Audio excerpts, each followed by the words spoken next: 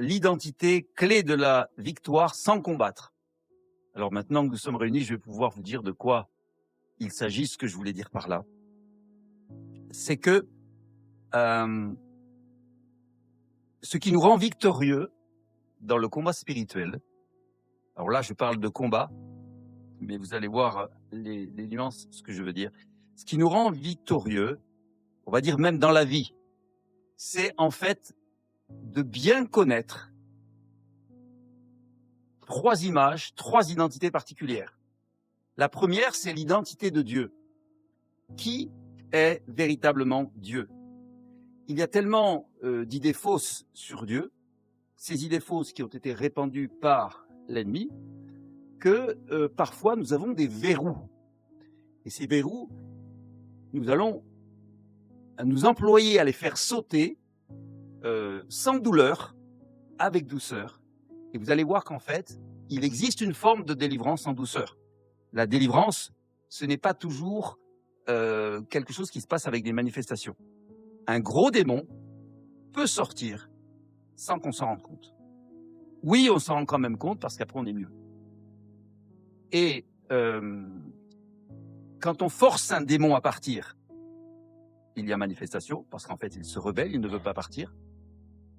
Mais quand on lui enlève les points d'accroche qu'il avait dans notre vie, les droits qu'il avait acquis parce qu'on avait commis à une époque certains péchés, ou bien qu'on a hérité, et donc on est victime de péchés de nos ancêtres, ça crée des droits légaux. Le monde spirituel fonctionne avec des droits légaux, aussi étrange que ça peut paraître.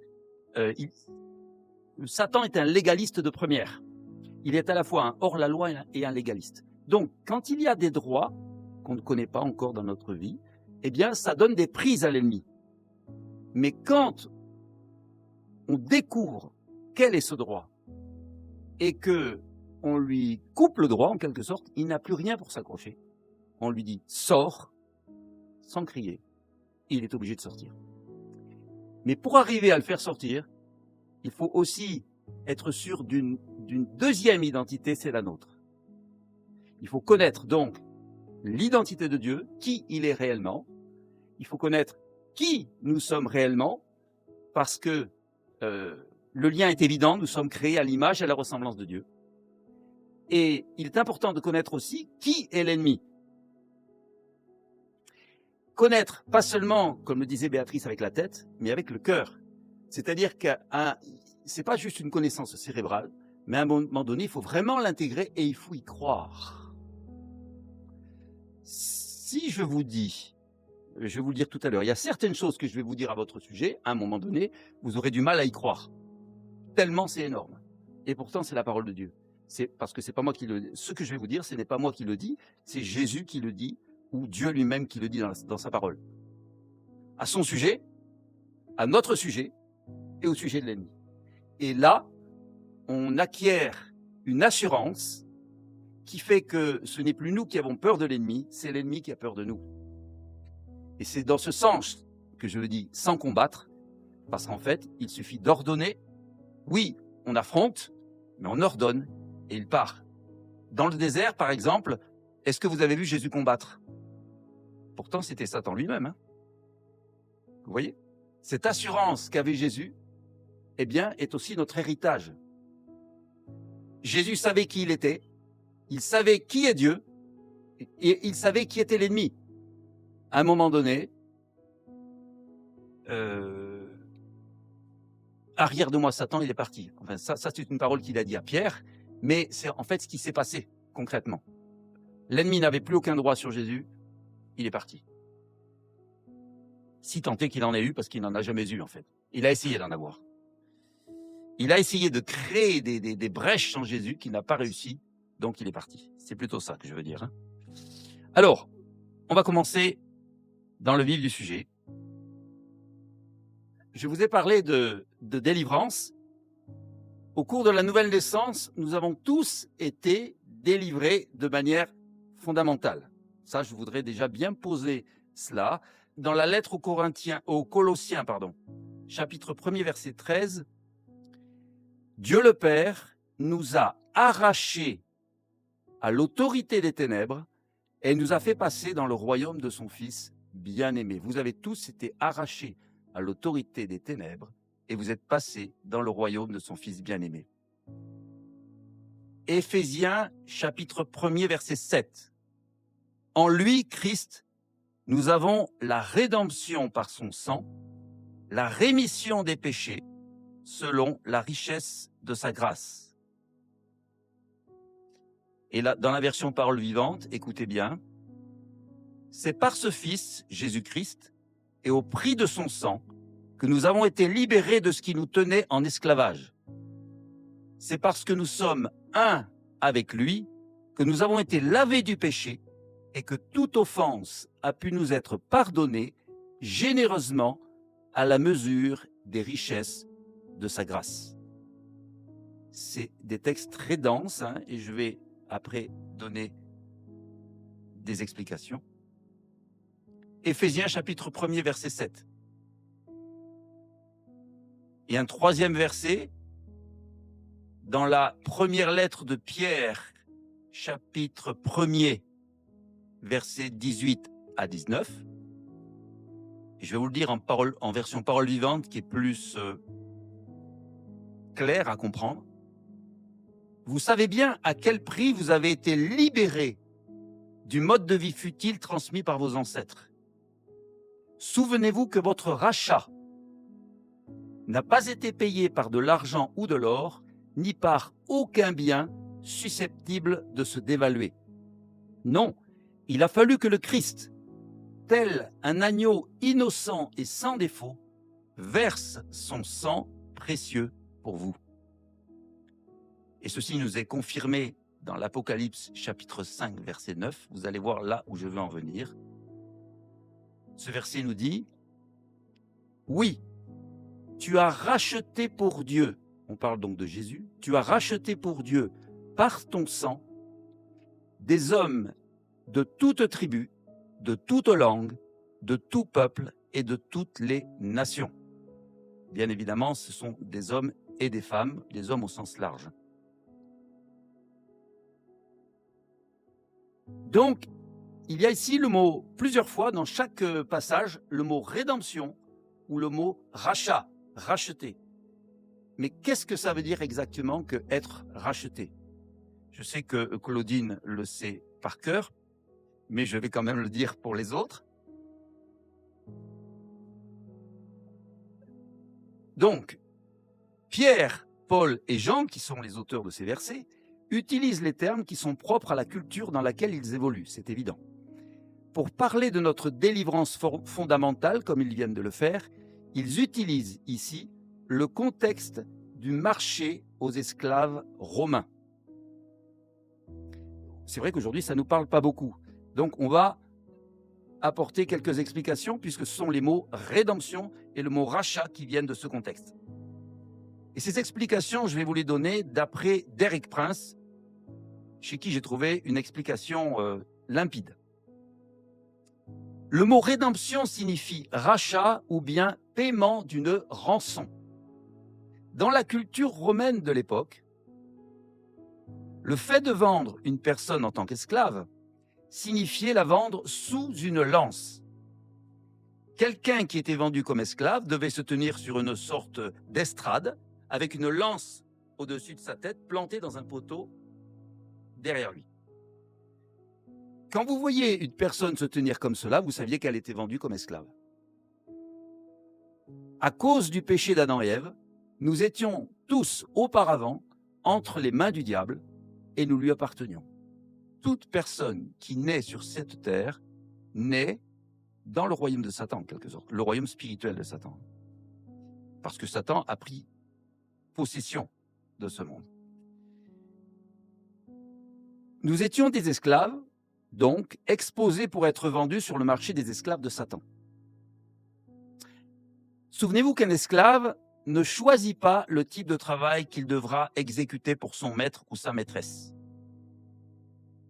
Là, écoutez bien, ça va être un petit peu cru, mais c'est la vérité.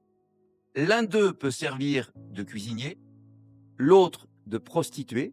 C'est le propriétaire de l'esclave qui décide. Telle était notre condition auparavant. Certains d'entre nous peuvent avoir été des esclaves respectables, mais nous ne valions pas mieux que ceux qui ne l'étaient pas autant. Derek Prince ajoute, ne méprisez pas les prostituées, les alcooliques ou les drogués, car ils le sont suivant la décision du propriétaire. C'est Satan qui avait décidé de leurs conditions. La bonne nouvelle, c'est qu'un jour, Jésus est entré dans le marché aux esclaves et a dit à Satan, « Je les achète tous.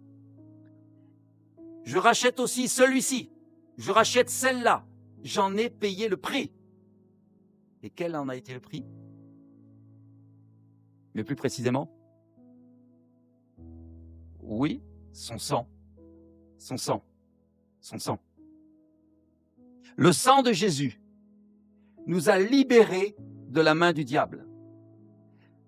C'est par son sang versé sur la croix que Jésus a payé le prix de notre rançon pour nous racheter. Car, souvenez-vous de cette parole, le Fils de l'homme n'est pas venu pour se faire servir, mais pour servir lui-même et donner sa vie en rançon pour beaucoup. Ça vient de là. C'est-à-dire, quand on dit pour beaucoup, c'est-à-dire pour la multitude. Car la parole nous dit aussi que un seul, c'est-à-dire Jésus, est mort pour tous, c'est-à-dire toute l'humanité. En payant de son propre sang, Jésus, offert en sacrifice à notre place, nous a rachetés à Satan pour Dieu. Par le sang de Jésus, nous avons été ainsi arrachés du royaume de Satan et ramenés dans celui de Dieu. Comment l'a-t-il fait? Eh bien, c'est Paul qui va nous le dire. Souvenez-vous de cette image de l'esclavage. Hein. C'est exactement la condition dans laquelle nous étions auparavant et dont nous avons été libérés. Alléluia! Alors voilà ce que dit la lettre aux Galates, chapitre 3, versets 13 et 14. Je vous la donne dans la version Seber.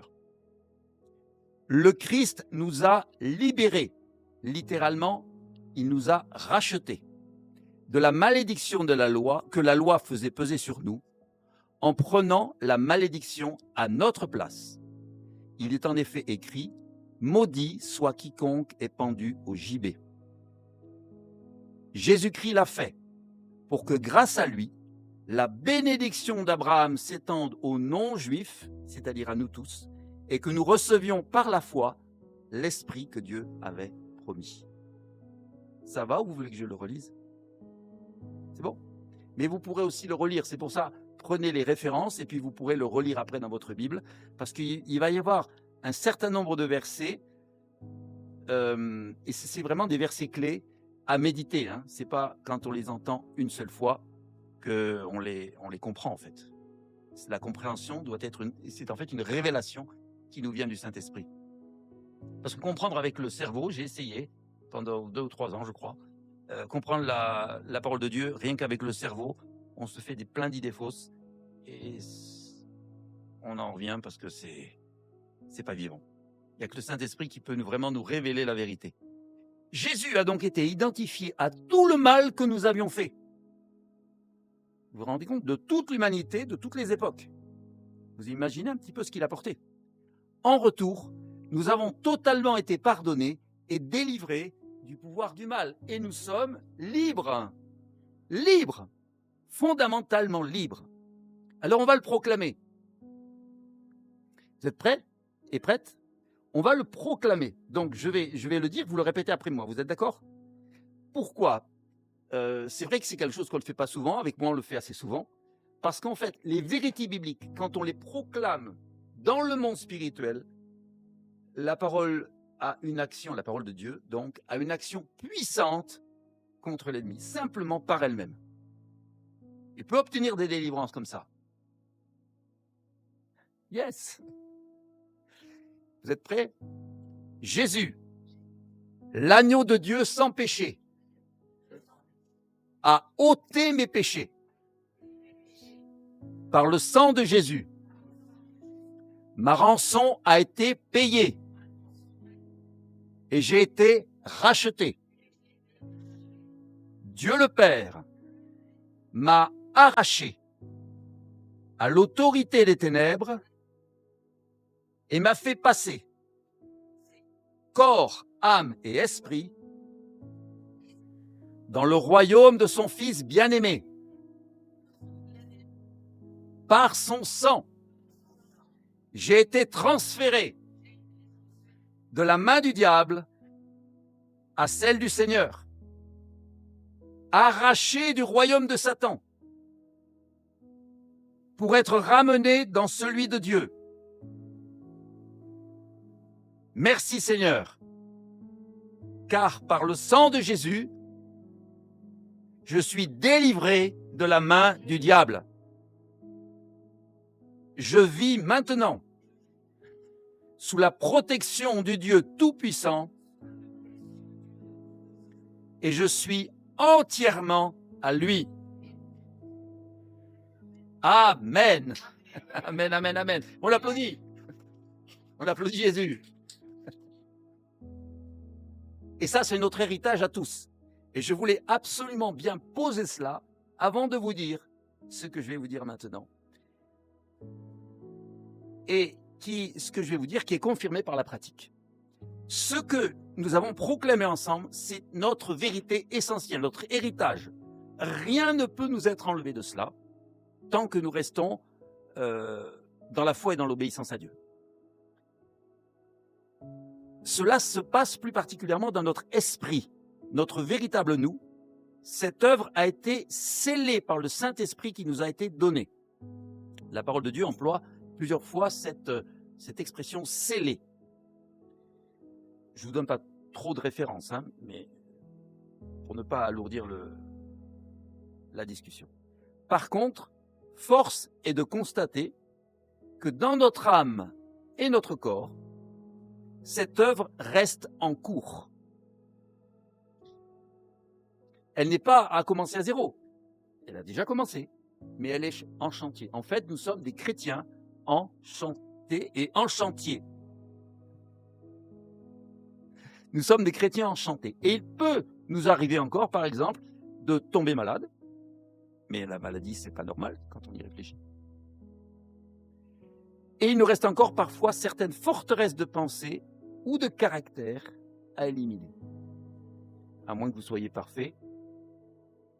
Mais ce n'est pas encore mon cas. Mais c'est en cours, en devenir. D'autant plus que ces forteresses offrent encore des prises à l'ennemi dans nos vies. Et là, si vous avez des doutes à ce sujet, je vous invite à visionner la vidéo de David Terry et Jérémy Potin qui s'intitule « Un chrétien peut-il avoir un démon ?» Ou bien, sur le même sujet, une vidéo de Thierry Kopp. Thierry Kopp, K-O et 2P. Voilà. Je vous propose donc aujourd'hui d'expérimenter un type de délivrance et de guérison sans douleur et en douceur. Ça vous tente ? Parce que parfois, il y a des verrous, je parlais de verrous dimanche dernier, mais il y a des verrous que l'on porte en nous, qui sont un petit peu comme des casseroles que l'on traîne, et auxquels on s'est habitué et avec lesquels on vit. Mais en fait, ils nous empoisonnent. Quand même. Alors, la parole de Dieu dit, psaume 107, verset 20, versets 19 et 20 exactement, « Dans leur détresse, ils ont crié à l'Éternel, et il les délivra de leurs angoisses. » Et quelle a été psaume 107, versets 19 et 20. Et quelle a été la réponse de Dieu? Il envoya un ange, sa parole, il les guérit et il les délivra de la fosse. Amen. Donc la parole de Dieu guérit et délivre.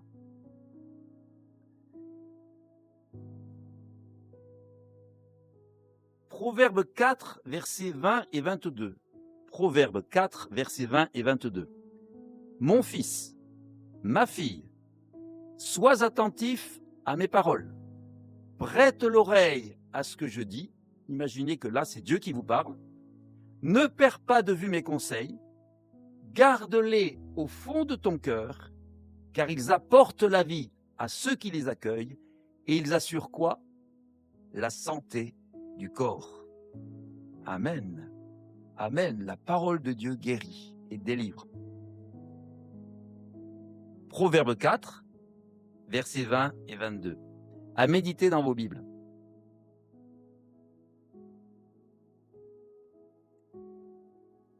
Et puisque tout à l'heure, l'une d'entre vous en a parlé, je ne résiste pas à donner quelques versets du Nouveau Testament.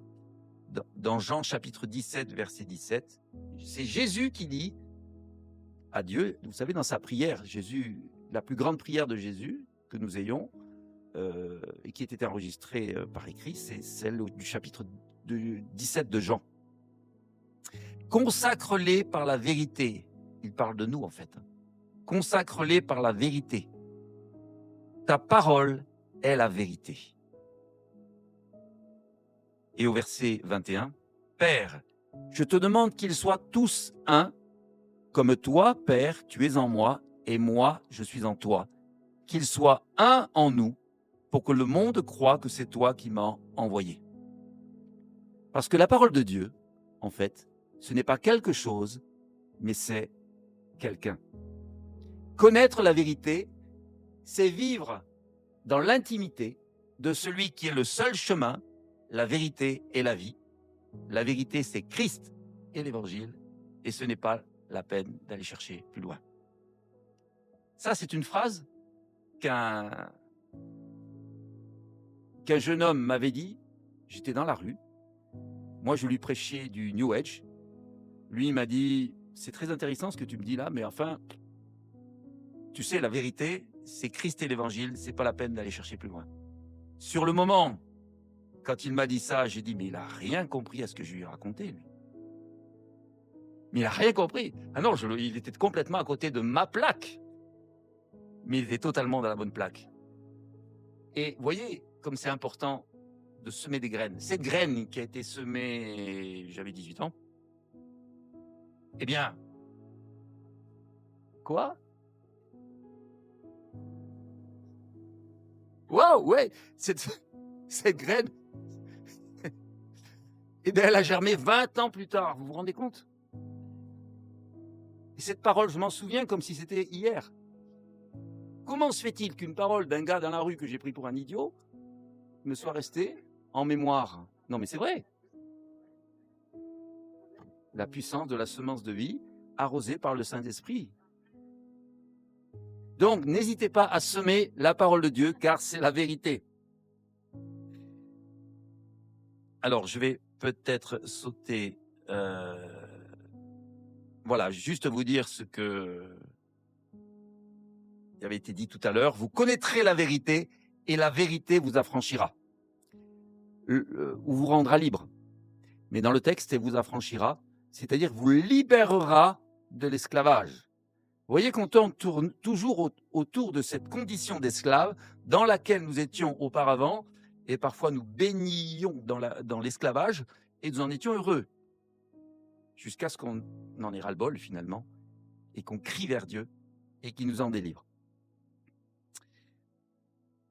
Alors, les 3 identités que je voudrais aborder avec vous, ce sont celles dont j'ai parlé tout à l'heure, l'identité de Dieu, notre identité à nous, et l'identité de l'ennemi.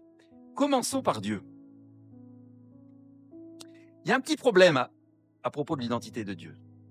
C'est qu'à cause des blessures ou des traumatismes que nous avons pu subir dans notre enfance, ou à cause d'images ou d'enseignements pas toujours très justes au sujet de Dieu, eh bien nous avons hérité, et parfois même aussi nous nous sommes forgés, en réaction parfois à la douleur, une image caricaturale de Dieu.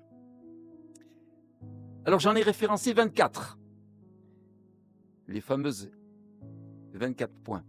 Voici 24 fausses images de Dieu que nous allons corriger ensemble grâce à la parole de Dieu. Autrement dit, grâce à ce que Dieu dit de lui-même. Vous n'êtes pas obligé de les noter en détail, mais alors, ce que je vous invite à noter, c'est le numéro, parce que je vais donner les numéros. Que ça vous concerne éventuellement vous, pourquoi pas, une personne de votre famille, quelqu'un que vous connaissez ou quelqu'un que vous avez rencontré en évangélisant. Si ça concerne quelqu'un que vous connaissez ou vous-même, notez le numéro, parce qu'après je vous donnerai les réponses de Dieu. Alors, les fausses images de Dieu. Un Dieu indifférent, qui ne m'aime pas. Ça peut être des images que vous avez eues dans le passé aussi. Pour complètement en guérir, ça peut être bien. Deuxième image. Un Dieu absent, qui est trop occupé pour s'occuper de moi.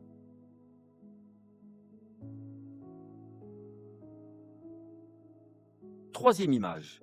Un Dieu distant, très très lointain. Quatrième image. Un Dieu si lointain qu'il est devenu finalement pour moi un inconnu.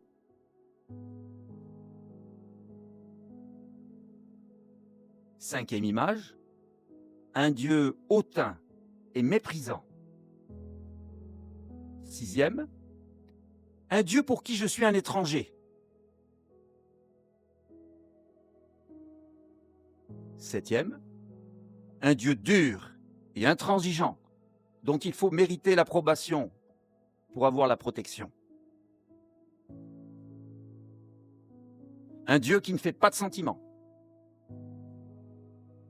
Ça, c'est le huitième, pardon. Un Dieu dur et intransigeant dont il faut mériter l'approbation pour avoir la protection.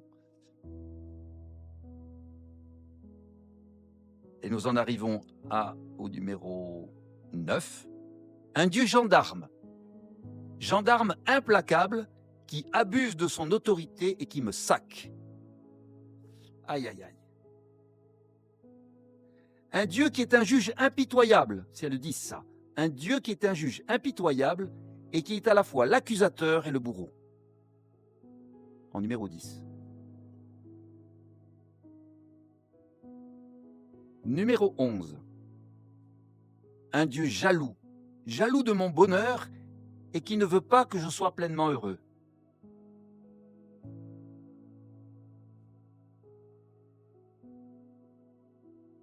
« 12. Un Dieu à la fois moralisateur et castrateur, qui me condamne sans cesse et m'empêche de vivre.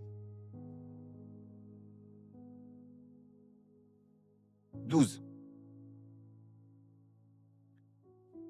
13. Un Dieu méchant et sadique, qui met des obstacles sur mon chemin, me tend des pièges et me punit par la maladie pour me donner une leçon.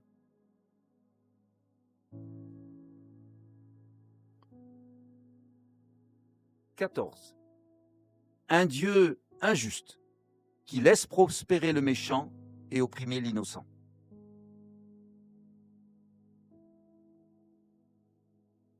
15. Un Dieu avare, qui donne toujours moins que ce dont j'ai besoin, et qui même reprend ses dons et me laisse patauger dans la misère.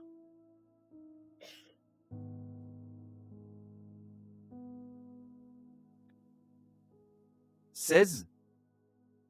Un Dieu changeant, incohérent, contradictoire.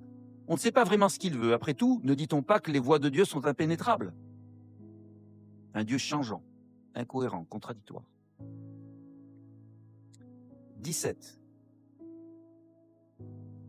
Un Dieu instable et capricieux, sur qui on ne peut pas compter.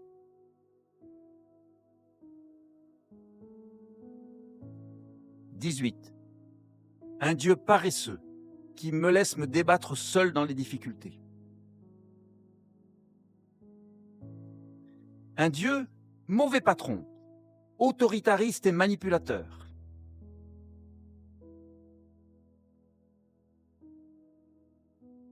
20. Un Dieu diviseur, qui divise pour mieux régner. Et les 4 derniers, 21.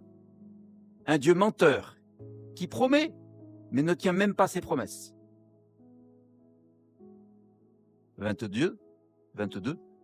Un Dieu calculateur et machiavélique, qui ne recule devant rien pour arriver à ses fins. 23. Un Dieu voyeur et cruel, qui permet le mal et la souffrance et les accidents. Et pour finir, 24. Un Dieu violent et sanguinaire, qui prend plaisir aux guerres et aux massacres. Vous voyez, c'est une liste assez lourde. On est heureux que ça soit terminé. Mais en fait, je vous ai décrit quelqu'un là.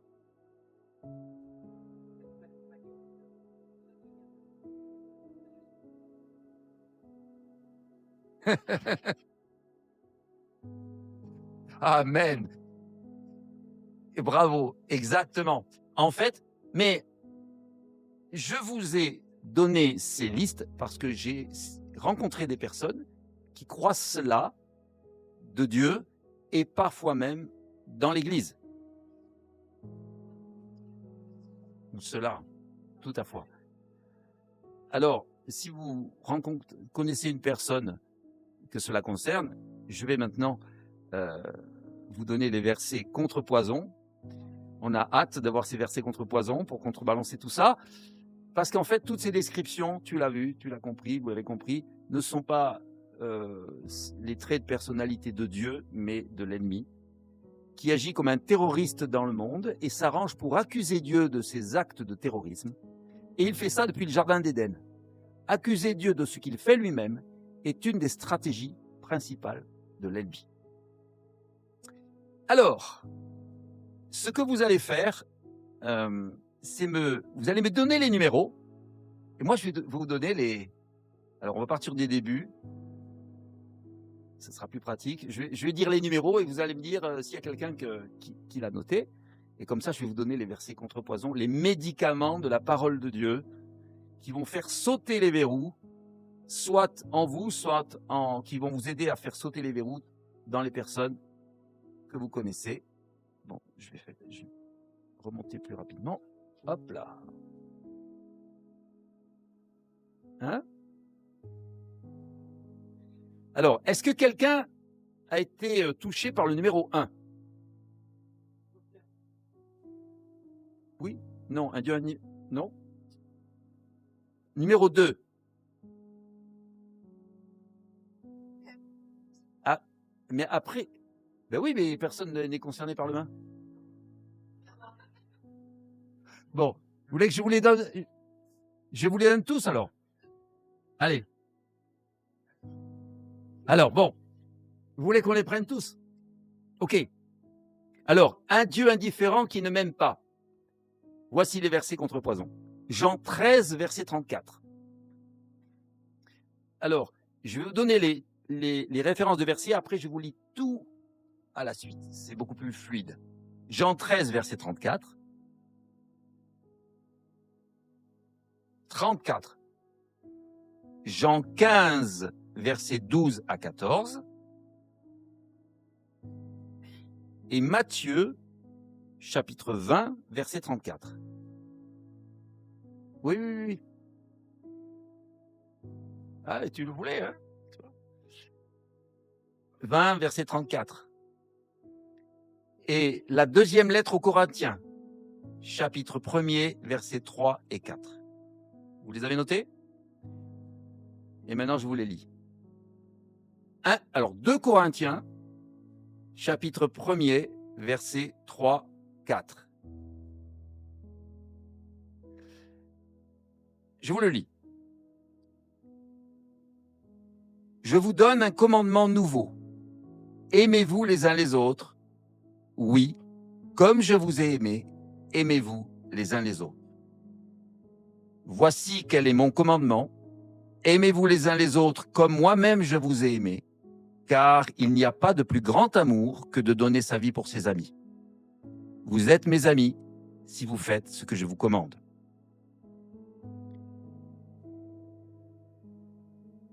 Et dans Matthieu, Jésus, pris de compassion pour eux, leur toucha les yeux. Aussitôt, ils recouvrirent la vue et le suivirent. Béni soit Dieu, le Père de notre Seigneur Jésus-Christ, le Père qui est plein de bonté, le Dieu qui réconforte dans toutes les situations. Il nous réconforte dans toutes nos détresses, afin qu'à notre tour, nous soyons capables de réconforter ceux qui passent par toutes sortes de détresses, en leur apportant le réconfort que Dieu nous a apporté. Amen. Vous voyez c'est pas du tout un Dieu indifférent. Alors, en 2, c'était un Dieu absent, trop occupé pour s'occuper de moi. Eh bien non, car Ésaïe 43, versets 1 à 5 nous dit « Maintenant, l'Éternel qui t'a créé et qui t'a façonné te déclare ceci. Ne sois pas effrayé, car je t'ai délivré. Je t'ai appelé par ton nom, tu es à moi. Quand tu passeras par les eaux, je suis avec toi. Quand tu traverseras les fleuves, ils ne te submergeront pas. Quand tu marcheras dans le feu, il ne te fera pas de mal et tu ne seras pas brûlé. Puisque moi, l'Éternel, je suis ton Dieu, ton Sauveur. Oui, parce que tu m'es précieux et que tu as du prix pour moi et que je t'aime. » Et il nous dit ça à nous tous et toutes. « Sois sans crainte, car je suis avec toi. » C'est pas beau ça? Dans Jean chapitre 14, versets 2 à 3 et verset 5. Dans la maison de mon Père, il y a beaucoup de demeures. Si ce n'était pas vrai, je vous l'aurais dit. En effet, je vais vous préparer une place. Et lorsque je vous aurai préparé une place, je reviendrai et je vous prendrai avec moi, afin que vous soyez vous aussi là où je suis. En 3, la fausse image était un Dieu distant et très lointain. Et voici ce que nous dit la parole de Dieu. Dans Ézéchiel, chapitre 37, verset 27. Ézéchiel, chapitre 37, verset 27. Et je vous invite bien sûr à... Est-ce qu'il y a quelqu'un que... En fait, il faut que je vous demande. Normalement, je devais vous faire lire vous-même. Est-ce qu'il y a quelqu'un qui a coché ce numéro 3? Non? Parce que je le lis si personne ne l'a coché, mais si quelqu'un l'a coché, j'ai un micro pour vous. Hein. Et oui. Numéro 3, non, personne. Alors je vous le lis. Voici les versets contre poison. Ézéchiel 37, verset 27. Ma demeure sera près d'eux. Je serai leur Dieu et ils seront mon peuple. En Matthieu 28, verset 20. Et voici, je suis moi-même avec vous jusqu'à la fin du monde. Voici que Dieu est loin d'être lointain. Apocalypse 21, verset 3. Voici le tabernacle de Dieu parmi les hommes. Il habitera avec eux, ils seront son peuple, et Dieu lui-même sera avec eux. Amen. Est-ce que quelqu'un a coché le numéro 4?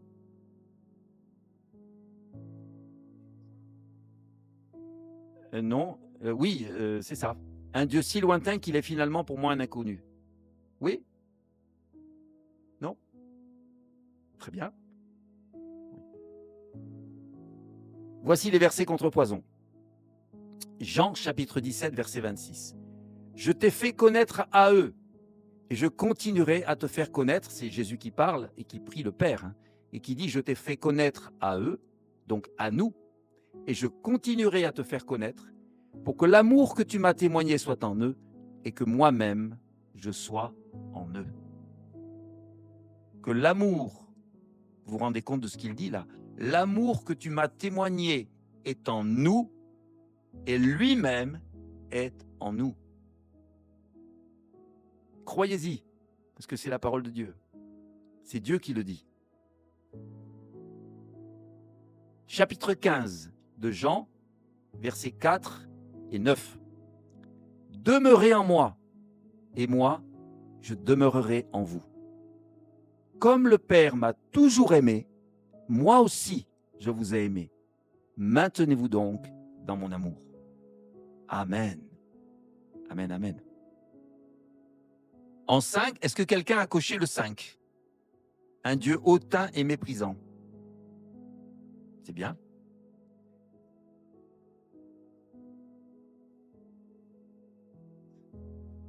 Mais ça peut être quelqu'un dans nos connaissances. Hein. Moi, dans ma famille, je peux en cocher plusieurs. Hein. Un Dieu hautain et méprisant, c'était. Et voici le verset contrepoison, qui est dans Marc, chapitre 9, verset 37. Si quelqu'un accueille en mon nom, dit Jésus, un enfant comme celui-ci, il m'accueille moi-même. Et celui qui m'accueille, ce n'est pas moi seulement qui l'accueille, c'est aussi celui qui m'a envoyé.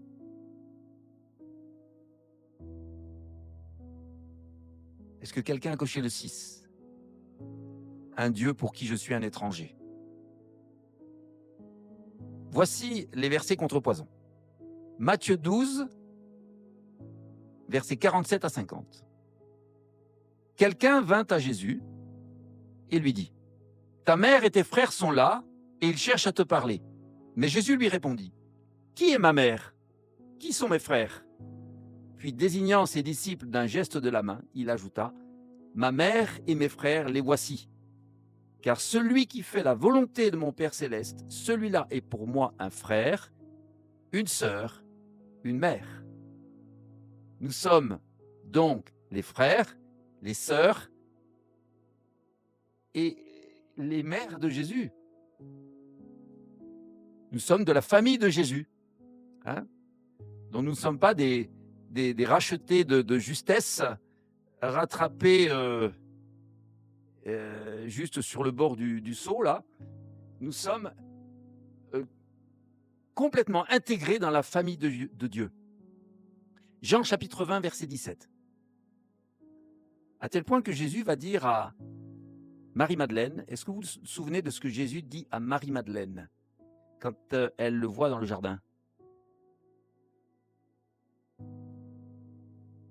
Dans le jardin de Gethsémani. Voilà, c'est ça. Mais juste avant, ou juste après plutôt, juste après ce que tu dis, Jésus dit, « Va plutôt trouver mes frères et dis-leur de ma part, je monte vers mon Père qui est votre Père, vers mon Dieu qui est votre Dieu. » Donc, les disciples de Jésus étaient déjà passés du stade de serviteur au stade d'amis. À un moment donné, vous savez, avant de monter sur la croix, Jésus dit, je ne vous appelle plus serviteur, je vous appelle ami. Et là, Jésus nous élève au stade de frères et sœurs. Nous sommes les frères et sœurs de Jésus.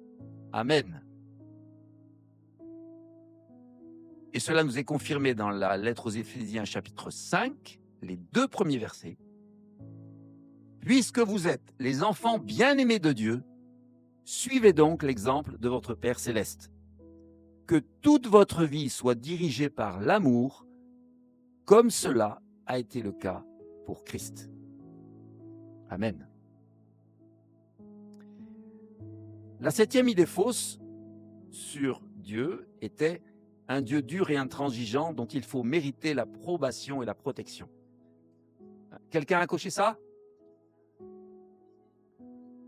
C'est le 7, ouais. Quelqu'un a coché ça? Oui? Non, mais c'est pas, il n'y a pas de mal. Hein. Est-ce que tu peux lire? Alors, puisqu'apparemment, il y en a peut-être plusieurs. Tu l'as coché? Oui? Ben c'est bien. Je vais te donner le verset contrepoison. Tu peux le lire? Voilà. Ça va être dans Matthieu, chapitre 20, verset 28. Voilà, tu mets bien le micro devant ta bouche, que tout le monde l'entende. Matthieu, chapitre 20, verset 28. Qui va nous montrer que Dieu n'est pas ni dur, ni intransigeant. Matthieu 28? Oui. Et qu'en fait, il donne de lui-même. Matthieu 20, verset 28. Et après, ouais, ben oui, il n'y en a qu'un, en fait. Il n'y en a qu'un dans ce ce numéro-là. Ok. J'y suis. C'est ainsi que le Fils de l'homme est venu, non pour être servi, mais pour servir et donner sa vie en rançon pour beaucoup. Amen. Amen. Amen. Il est venu pour servir lui-même et donner sa vie en rançon. Vous voyez, on retrouve cette notion de rachat et de rançon. Et quand il est dit pour beaucoup, en fait, c'est une image pour dire tous, la multitude, car la parole de Dieu nous dit un peu plus loin, c'est Paul qui parle, un seul, Jésus, est mort pour tous, nous tous. Numéro 8. Est-ce que quelqu'un a coché le numéro 8? Un Dieu qui ne fait pas de sentiments. C'est un Dieu dur, en fait, mais c'est un Dieu qui ne fait pas de sentiments, c'est plus précis. Eh bien, voici les versets contre poison. Et vous allez voir que dès l'Ancien Testament, Dieu a les sentiments d'une maman. Ça va vous surprendre. Il parle là d'Israël. Éphraïm, c'est un des noms d'Israël, comme si il personnalise Israël. Éphraïm, alors oui, je vous donne les références, Jérémie 31, verset 20. Jérémie 31, verset 20. Vous allez voir que Dieu est quelqu'un au cœur tendre. Éphraïm est pour moi un fils que je chéris, un enfant que j'affectionne. Chaque fois que j'en parle, je me souviens encore plus vivement de lui. Mon cœur est en émoi. J'aurai pour lui beaucoup de compassion. C'est l'Éternel qui le déclare. Amen. À relire et à méditer à la maison dans vos Bibles. Jean chapitre 16, verset 27. Là, c'est Jésus qui parle et qui nous dit « Le Père lui-même, parce que vous m'aimez, le Père lui-même vous aime, parce que vous m'aimez et que vous avez cru que je suis venu de lui. Le Père lui-même vous aime. Donc, il vous aime chacun de nous. Et quand vous lirez tout cela à la maison, mettez-y votre prénom. Le Père lui-même aime Jean-François parce que je l'aime et que j'ai cru que Jésus est venu du Père. Vous voyez? Vous allez voir que ça prend vraiment une autre texture.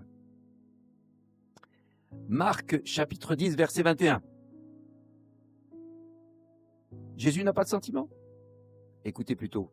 Jésus posa sur cet homme un regard plein d'amour et lui dit. Là, je pense qu'il s'agit... non, je sais qu'il s'agit d'ailleurs de ce que lui qu'on appelle le jeune homme riche, qui malheureusement a résisté à cet amour. Jean 11, verset 5. Et là, on voit vraiment que Jésus est vraiment... Il a non seulement un cœur humain, mais c'est le cœur de Dieu qui bat dans son cœur. Jésus aimait Marthe et sa sœur Marie et Lazare. Et toujours au chapitre 11, verset 33.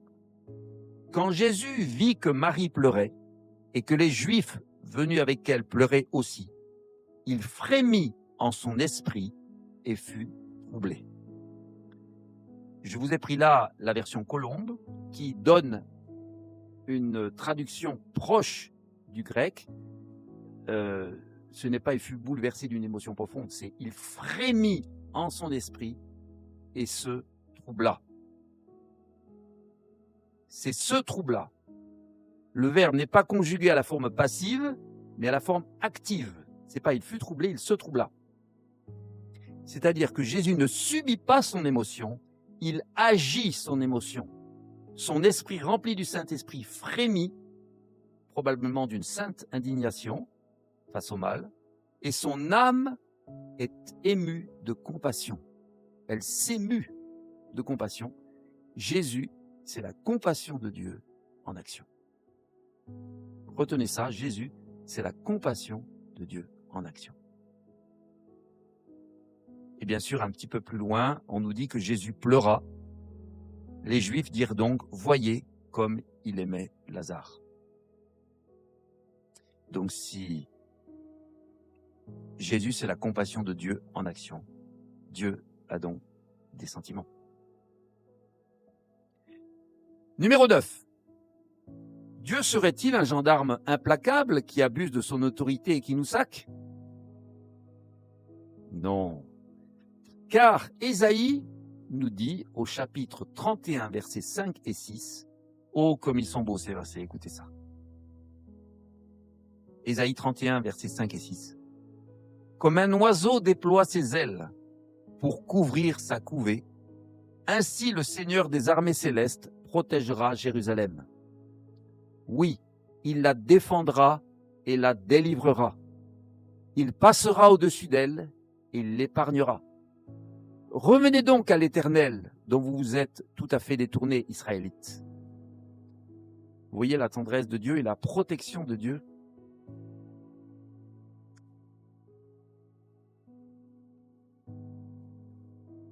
Ah oui.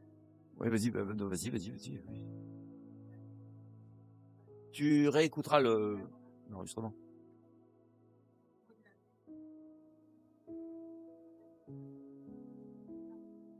Bonne soirée.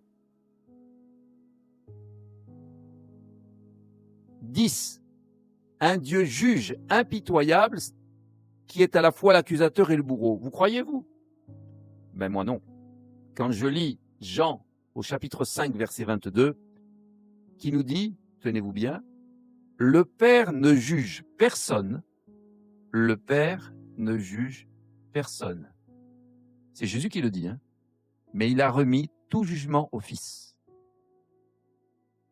Et au chapitre 8 de Jean, toujours, hein, versets 15 et 16, vous, il parle aux pharisiens, vous jugez de façon purement humaine, mais moi je ne juge personne. Et si je juge, mon jugement est vrai, car je ne suis pas seul, mais le Père qui m'a envoyé est avec moi. Vous voyez que le jugement, c'est pas le but de Dieu. Le but de Dieu, c'est de nous sauver. Il faut vraiment faire beaucoup pour, finalement, être jugé, être condamné. En fait, je dirais plutôt qu'on se condamne nous-mêmes.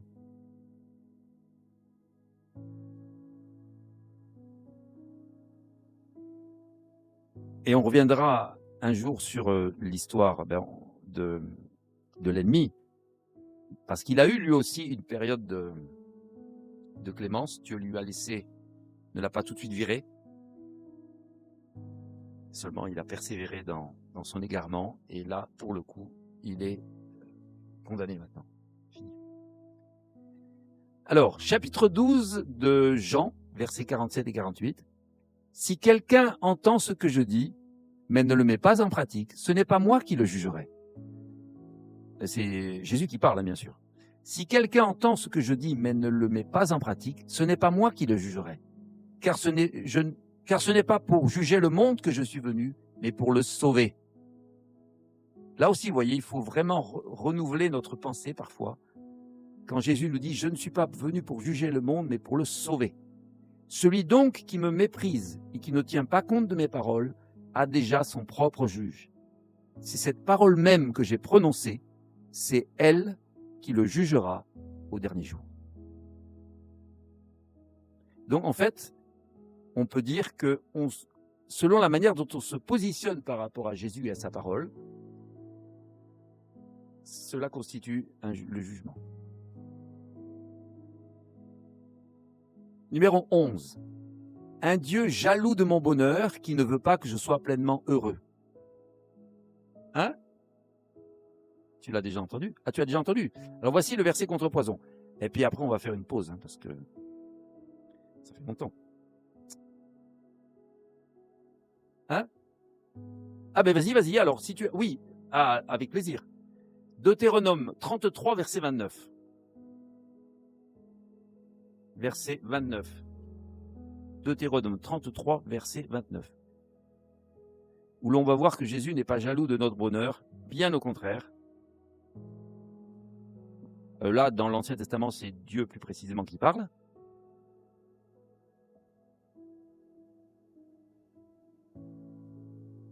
« 33.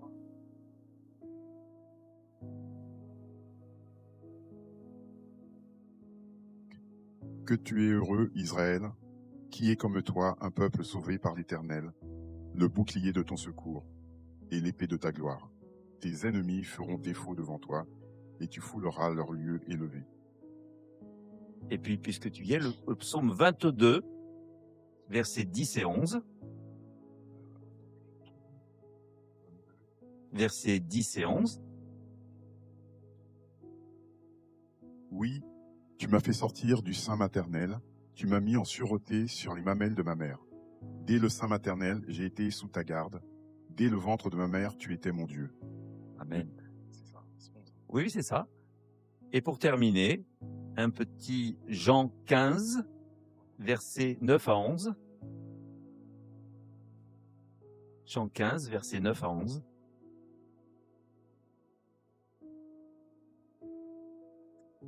Comme le Père m'a aimé, je vous ai aussi aimé.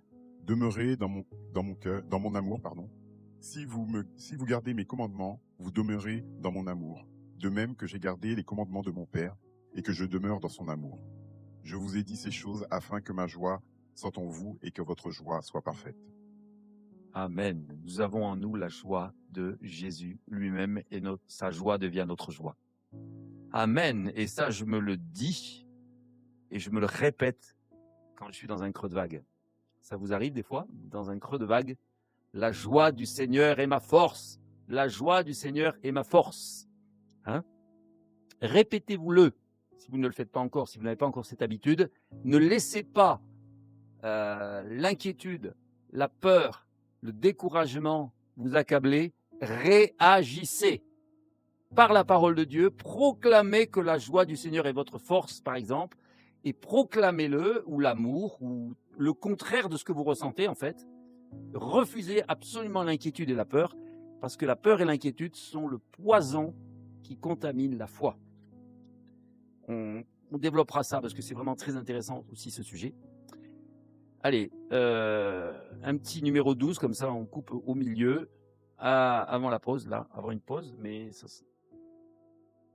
Alors, numéro 12. La fausse image, c'était un Dieu qui est à la fois moralisateur et castrateur. Oh mon Dieu, que c'est moche. Qui me condamne et m'empêche de vivre. Mais certaines personnes, y compris les chrétiens, ont parfois cette image. Hein, et j'en connais. Ben non, c'est pas là. Non. Je suis pas là pour ça. Non, mais je veux dire par là que c'est pas seulement en dehors de l'Église qu'on rencontre ces idées-là. Et il faut les faire sauter. Et la dynamite, c'est la parole de Dieu. Alors, pour faire sauter cette idée fausse, on aura Jean 8, versets 10 à 11. On aura Luc, chapitre 15. Et dans ce chapitre, il y aura 3 versets, le 7, le 10 et le 32. Et nous aurons aussi voilà les 2 bâtons de dynamite. Alors, 2 bâtons de dynamite, je vous les rappelle, Jean 8, versets 10 à 11. Et le deuxième bâton de dynamite, c'est Luc 15, versets 7, 10 et 32. Alors là, ça va exploser. Est-ce que ça concernait quelqu'un, en fait, ou quelqu'un qui connaît quelqu'un? Personne, mais vous êtes vraiment des gens extraordinaires, entourés de gens extraordinaires. Bon, alors, premièrement, Jésus leva la tête et lui dit, « Eh bien, où sont donc passés tes accusateurs ?» Vous voyez à qui Jésus parlait, à la femme adultère. « Personne ne t'a condamné ?»« Personne, Seigneur, lui répondit-elle. Alors Jésus reprit, « Je ne te condamne pas, moi non plus.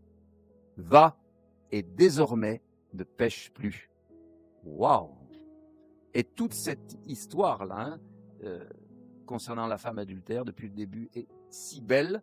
On voit comment Jésus, qui était pris au piège, il répondait A, il se faisait avoir, il répondait B, il se faisait avoir. Il est passé au travers et a complètement fait tomber leur piège, quoi. C'est extraordinaire. C'est une excellente idée. Mais tu as tout à fait raison. Parce que peut-être parce que la femme était plus facile à attraper, mais normalement, les 2 sont condamnables. Hein. Parce qu'après tout, pour commettre un adultère, il faut être 2. Oui. Oui. Alors,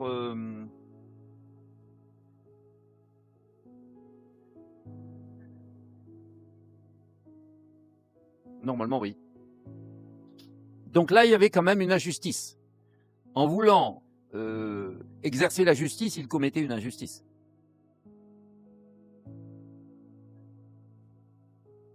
Ben, d'une certaine manière, oui. Voilà. Voilà, c'était un pote à eux, quoi. Alors, dans Luc au chapitre 15, je vous invite à relire ce chapitre en entier tellement il est beau. C'est Jésus qui parle et qui dit « Je vous assure qu'il en est de même au ciel. Il y aura plus de joie pour un seul pécheur qui se convertit que pour 99 justes qui n'en ont pas besoin. Amen. Amen, amen, amen. » Et il continue en disant « Il y aura de la joie parmi les anges de Dieu pour un seul pécheur qui change de vie. » Et au verset 32, le père répond à son fils aîné qui était en colère parce que le père honorait le fils cadet qui était revenu. Et donc le père répond au fils aîné, « Il fallait bien une fête pour nous réjouir, puisque ton frère que voici était mort et il est revenu à la vie. Puisqu'il était perdu et voici qu'il est retrouvé. » Amen. Amen. Combien d'entre nous ici étions perdus et avons été retrouvés? En tout cas, moi j'en étais un. Et combien de nous étions morts, probablement tous d'ailleurs, et nous sommes revenus à la vie. Amen. Et comme le temps passe très vite, on verra la suite la prochaine fois. Peut-être à vous des questions.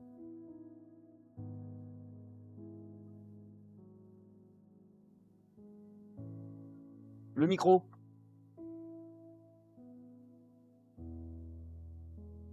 C'est pas pour moi, c'est parce que comme ça. Ah là là là, c'est bon? Vas-y. Je ne juge personne, mais moi, le verset que j'ai toujours, et que d'ailleurs, peut-être à tort, j'avoue, que je me répète quand je vois tout ce qui se passe dans le monde, et en particulier la persécution des chrétiens, le verset que je me répète toujours, moi, c'est « À moi la vengeance et la rétribution, dit le Seigneur ». Et donc moi, ce verset, par rapport à ce qui a été dit juste avant, sur le fait que Dieu ne juge pas, et je pense qu'il y a une subtilité théologique que je saisis pas, hein, j'en suis quasiment sûre, mais du coup, j'ai du mal à parce qu'il est quand même dit qu'il y aura un jugement. Alors la Bible dit que ceux qui sont en Christ il n'y a plus de condamnation pour ceux qui sont en Christ. Néanmoins, il est quand même parlé du jugement dernier où toutes les nations on sera tous devant Dieu et chacun devra répondre de ses actes et de ce qu'il aura fait sur terre, quoi, de son vivant. Donc Oui. Voilà, j'ai du mal à saisir la subtilité, quoi, la nuance. Mais tu as raison. Alors je vais vous dire, à moins que quelqu'un veuille répondre. Sinon, je réponds. Mais je vais te dire comment je le comprends. Je crois qu'il faut tenir les deux. C'est-à-dire que oui, il y a un jugement, effectivement, c'est-à-dire il y a un verdict final, mais qu'il faut en faire beaucoup pour être jugé, c'est-à-dire dans le sens de condamner. Parce que Dieu lui-même, son intention, c'est de nous sauver. Hein?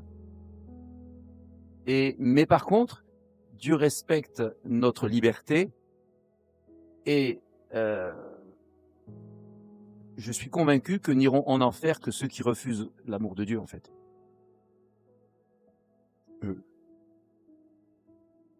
Voilà, moi, justement, j'allais dire, c'est peut-être, il n'y a pas de jugement dans le laps de temps qu'il nous donne, justement, pour pouvoir se repentir, et que une fois que la mort arrive, là, le jugement, il est automatique, puisqu'on n'a plus la possibilité de se repentir. Et peut-être que moi en tout cas, c'est comme ça que je le comprends, c'est que il ne juge pas sur terre de notre vivant, parce que sinon, s'il le faisait, on serait tous foudroyés instantanément. Et donc, il ne juge pas sur terre, mais il y aura un jugement de toute façon. Oui, c'est ça. En fait, c'est un petit peu comme un examen. C'est vrai que la chanson « Nous irons tous au paradis », elle est totalement fausse. C'est totalement ça, c'est l'ennemi qui veut qu'on continue à faire n'importe quoi. Voilà. Mais en fait, alors l'image qui me parle, peut-être que je vais vous la confier, peut-être qu'elle va vous parler aussi, c'est l'image d'une salle d'opération chirurgicale. Il y a certaines règles que doivent respecter les médecins et les infirmiers pour être dans cette salle-là. Et quelqu'un qui ne respecte pas ces règles d'hygiène, s'il ne se plie pas aux règles d'hygiène, si vraiment il ne veut pas se plier aux règles d'hygiène, ben, il ne peut pas y rentrer.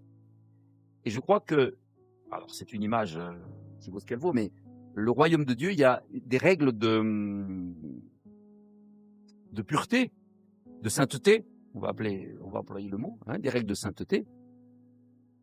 Cette sainteté, c'est vrai qu'elle nous est donnée par Jésus lui-même en cadeau, mais il nous demande aussi d'agir en conséquence et de vivre selon le cadeau de la sainteté qu'il nous a donné. C'est sa sainteté à lui que nous avons reçue.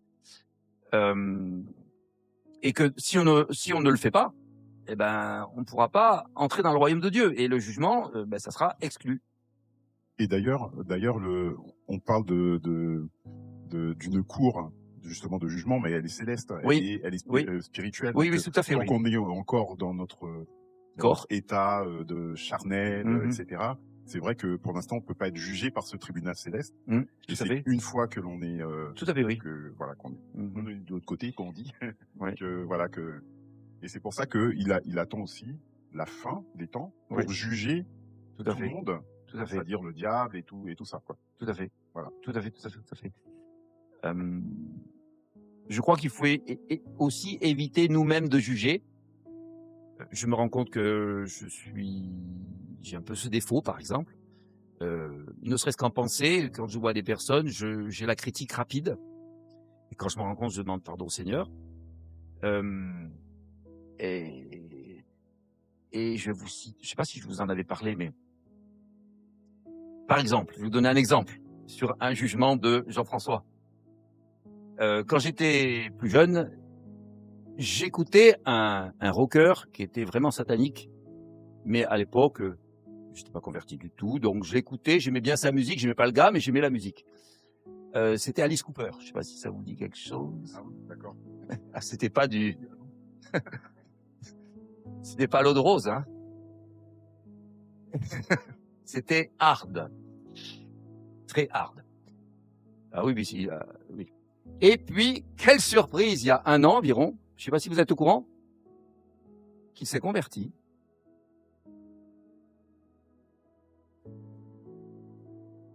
Ouais. Hein, oui. Oui, c'est ça. Mais moi, je l'ai entendu en interview, hein. C'est pas un bruit, hein, et enfin, je l'ai pas rencontré personnellement, mais je l'ai interviewé. Il était interviewé sur, comment elle s'appelle cette chaîne? TBN, c'est ça? TBN? Voilà, il était. Non. C'est ça, TBN? Oui, je crois que c'est ça. Oui, c'est ça. Donc, il était interviewé par un intervieweur chrétien et j'ai bien vu, c'était lui, j'ai bien reconnu. Eh ben, je suis tombé des nues parce que c'était plus le même homme que celui que j'avais connu, quoi. Et maintenant, donc, il évangélise, il aide les gens qui sont actuellement dans la même situation que celle dans laquelle il était lui, à en sortir. Alléluia! Alors, s'il y en a un que moi j'avais jugé, et je dis, celui-là, de toute manière, bon, ben, voilà, les gens comme ça, ils iront en enfer, quoi. J'avais tout faux.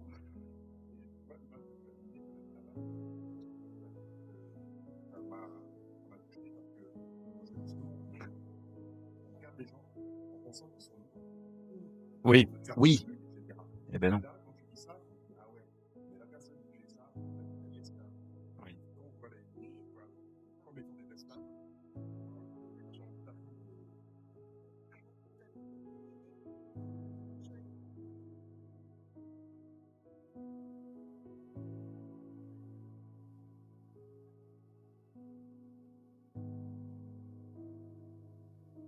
Allez. Mais si, c'est intéressant ce que tu dis. Oui, en parlant du libre. On dit qu'ils sont esclaves, Dans le micro. donc ils sont sous l'emprise du mal. Dans un sens, de ce que je comprends, tu dis que c'est pas de leur, que c'est contre leur volonté, genre, ou c'est pas ça. Par nature, oui, adamique, oui. Mais il y a des personnes qui ont des délivrances et qui vont repartir dans le péché aussitôt. Oui. La Bible en parle d'ailleurs. En fait, oui. C'est ce qu'on appelle couramment les rétrogrades. Vous parlez de ça dans le sens où notre regard sur ces personnes-là. C'est-à-dire que même si elle repart dans l'esclavage, elle est toujours esclave. C'est ce que je veux dire par là. Ça veut dire que notre regard sur ces personnes-là ne doit pas être un regard de jugement. C'est pour ça qu'on disait. Et le fait d'utiliser cette image de l'esclavage et de l'homme libre, affranchi, et te donne un tout autre regard sur les gens. Parce que tu te Ouais. dis, en fait, elle est esclave. Une personne qui était esclave et qui a été affranchie redevienne esclave par... Alors, je pense qu'il y a les deux, en fait. Il y a l'ennemi qui rôde comme un lion rugissant en cherchant qui dévorer. Et ça nous concerne tous. Mais il y a aussi après notre propre responsabilité. Je crois qu'on ne peut pas éliminer notre propre Notre responsabilité. positionnement... Voilà. à Dieu. Parce que finalement, Jésus a bien été tenté par le diable dans le désert. Là, il avait le pactole, Jésus. Hein. Il pouvait devenir riche, célèbre et avoir tous les royaumes de la terre. Et perdu. Voilà. Mais il a refusé. Donc ça, c'est notre liberté personnelle. Et c'est aussi pourquoi Dieu ne peut pas éliminer d'un revers de manche tout le mal qu'il y a dans le monde, parce qu'il ne peut pas passer outre notre propre liberté. En fait, il nous a créés à la fois libres et responsables. En fait, on verra que l'être humain, donc nous tous ici, nous avons été créés à l'image et à la ressemblance de Dieu. C'est-à-dire que nous sommes exactement dans le temps et dans l'espace où nous vivons, ce que Dieu est dans l'infini et dans l'éternité. Et quand je dis exactement, c'est exactement. Alors je parle au début. Hein. Après, là, nous sommes après la chute, chacun. Et, ouais. Oui, donc, on va dire que, c'est vrai que j'ai fait un raccourci comme un accordéon, là, de l'histoire. Non, l'être humain, il a été conçu et créé au départ à l'image et à la ressemblance de Dieu. Et avant la chute, il était exactement dans le temps ce que Dieu est dans l'éternité. Voilà, c'était. Et pourquoi Dieu a fait cela? C'est, je pense, pour avoir, parce que Dieu est amour, c'est pour pouvoir avoir quelqu'un à aimer en fait, pour vivre une communion avec quelqu'un qui lui est semblable. Et évidemment, le diable est passé par là, a fait chuter l'être humain, mais Jésus-Christ est arrivé et lui nous a redonné un statut de nouvelle créature. Il nous a réconciliés avec le Père, et c'est vrai que ça se passe dans notre esprit. Hein.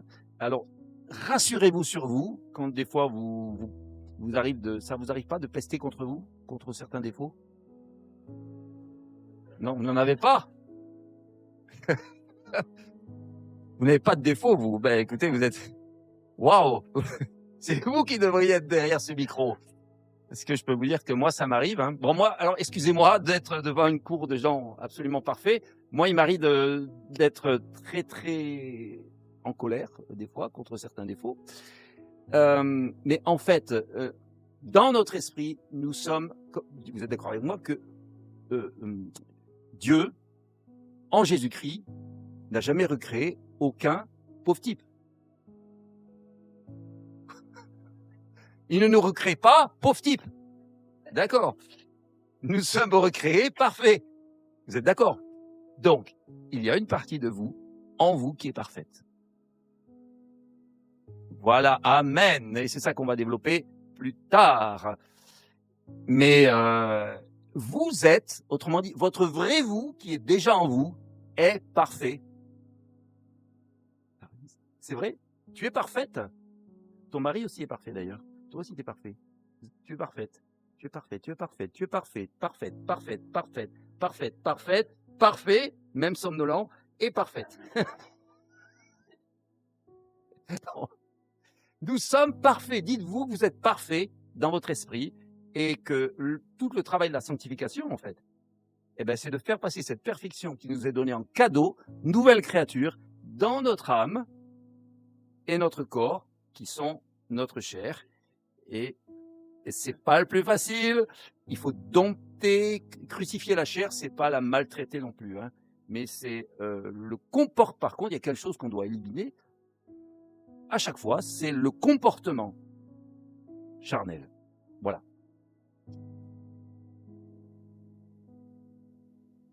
Oui.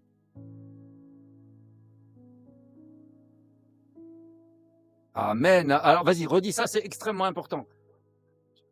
Quelqu'un, peux-tu lui passer le micro? Je veux bien que ça soit enregistré, ça. Alors, formule ta question. Elle est très importante. Je disais, enfin, mais ça vient pas de moi, je l'avais entendu, je sais plus trop où, mais ça m'avait quand même marqué, surtout qu'on sait la puissance des mots, de la parole. Et là, on rentre pleinement dans l'identité, c'est-à-dire que souvent, j'entends, et moi, ça m'est arrivé, pardon, c'est bien de le dire, parce que c'est, je pense, un type de langage, mais on dit, ah, je suis un pauvre pécheur. Et d'ailleurs, je vais dire quelque chose, hein, sans accuser ou mettre des étiquettes, souvent, et moi, pour avoir parlé avec ma mère qui n'est pas convertie, mais Dieu est au travail, mais qui est issue de la culture catholique, comme beaucoup de Français dans notre pays, elle disait, ce qu'elle me disait, ce qui, peut-être, elle l'empêche de venir à Christ, c'est l'image qui est donnée, parce que quand elle rentre dans une église catholique, elle disait, mais moi, il y a rien qui me donne envie d'être chrétienne. Parce que quand je rentre et que je vois un Jésus crucifié sur une croix, bah, où est la joie, où est l'amour, où est tout ça? Et avec ça, elle me disait, le langage que j'entends souvent, c'est, nous sommes des pauvres pécheurs. Et d'ailleurs, dans la prière, dans la manière culturellement et religieusement, comme on l'a entendu, dans le milieu plutôt catholique, mais même dans les protestants très conservateurs, hein, nous sommes pécheurs. Et là, je me dis, non, mais il y a un truc qui va pas du tout, là. On n'est pas pécheurs. On est saints, puisque la Bible dit que nous sommes une nation prêtre, un sacerdoce royal, Amen, amen. et nous péchons. Et je me dis que, en fait, c'est complètement différent. Parce que si je dis que je suis pécheur, c'est ta nature. Et donc, ce que tu es, tu le fais. À l'inverse, si tu dis que tu es saint ou sainte, mais que tu pêches, c'est différent. Ce que tu fais, tu vois. Et moi, je me dis, ça, c'est déjà pour moi, hein, c'est déjà un premier pas, quoi. Parce que ce truc de je suis pauvre pécheur. C'est très, très important. Et je me souviens avoir eu un conflit incroyable à ce sujet avec pourtant un bon chrétien qui était j'avais de bonnes relations avec lui quand je l'ai encouragé moi je pensais qu'il allait sauter de joie, à dire, tu vois, nous ne sommes plus des pécheurs pardonnés, nous sommes des saints, de nouvelles créatures. Ça a été un scandale. Mais c'est ce que tu dis est totalement vrai, nous ne sommes pas des pauvres pécheurs pardonnés, nous sommes des saints, nous sommes des justes à qui il arrive encore parfois de pécher, mais heureusement, nous avons quelqu'un qui nous pardonne quand nous nous repentons immédiatement, parce que c'est en lui que nous sommes saints, en lui que nous sommes justes, et tu as raison, 100%. Oui. Oui, le micro. Non, mais c'est comme ça, c'est enregistré. Ah, je suis. Oui. Quand on dit je suis pécheur, je suis malade. Oui. Je trouve que c'est-à-dire, on doit faire attention à quelque chose d'important. C'est-à-dire, quand je dis je suis malade, c'est que c'est le nom de Dieu, je suis. Oui. Je suis. C'est-à-dire, quand tu dis je suis, c'est que tu es en train de rabaisser, c'est-à-dire le nom de Dieu, je suis. Donc, ne dis jamais quelque chose de négatif. Quand on dit je suis, il faut, même si tu es malade, ne dis jamais je suis malade. Dis je combats, je suis en train de combattre.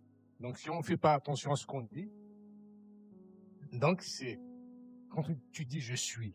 Donc, il faut, oui, c'est très intéressant. Ce que tu rajoutes, je n'avais pas envisagé ça. Ce que tu rajoutes, c'est parce que là, dis à Moïse, dis-leur que je suis. Oui. C'est son nom. Oui. Donc, quand on formule des phrases, je suis malade, je suis fatigué, c'est normal. Ça vient de Dieu. Mais c'est vrai.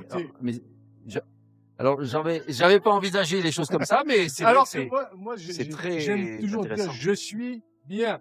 Je suis en forme. Même, Je suis en voie de guérison, par exemple. Voilà, exactement. Voilà. On chante. Mais ce que tu dis, c'est très vrai. Il faut énormément surveiller son langage. Et je sais que ça ne vous est jamais arrivé de faire une bêtise, mais moi, ça m'est arrivé la semaine dernière et j'ai sorti quelque chose, ah, quel abruti ou un truc comme ça. Bon, de moi. Et là, je me suis dit, pardon Seigneur. Mais c'est pour ça que j'ai dit, pardon. Pardon Seigneur, je suis ton fils, bien-aimé. J'ai juste fait une bêtise, une erreur. Mais je ne suis pas un abruti, je suis une nouvelle créature. Amen, recréée en Jésus-Christ. Oui. Et ça, c'est ça, c'est ça. Et ce qui demande de se surveiller aussi. Voilà.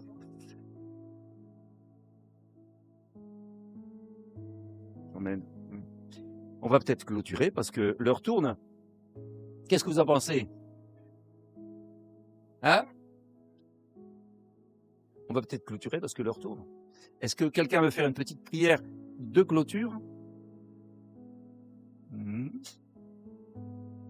Ou je vous ai épuisé?